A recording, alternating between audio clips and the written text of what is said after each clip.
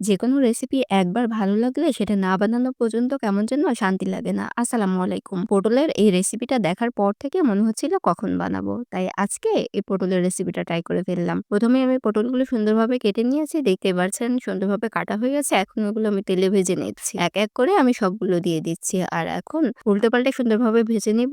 আর চামচের সাহায্যে আমি একটু চেপে এগুলো চ্যাপ্টা করে নিয়েছি। দেখলেই বুঝতে পারবেন যে কিভাবে করেছি। আর এই পর্যায়ে পটলগুলো দেখতে কিন্তু খুবই সুন্দর লাগছিল। আর এখন পটলগুলো ভাজতে দিয়ে আমি মসলাটা রেডি করে নিব। নিয়ে নিয়েছি সামান্য হলুদ, লবণ, মরিচের গুঁড়ো আর সামান্য ভাজা জিরার গুঁড়ো আর গরম মসলার গুঁড়ো। এখন সব মসলাগুলো আমি চামচের সাহায্যে মিশিয়ে নিয়েছি আর এক, এক করে চামচের সাহায্যে এখন পটলের উপর দিয়ে দিচ্ছি সুন্দরভাবে। দিয়ে এক পাশ ১ম এ ভেজে উল্টে আরেক পাশও এভাবে মসলা দিয়ে ভেজে নিতে হবে।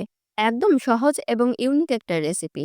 দেখতে যেমন সুন্দর আর খেতেও কিন্তু খুবই মজার হয়েছিল। আমার তো এরকম ইউনিক রেসিপি ট্রাই করতে খুবই ভালো লাগে। আলহামদুলিল্লাহ খুবই মজার হয়েছিল। গরম ভাতের সাথে এটা জাস্ট অসাধারণ একটা রেসিপি।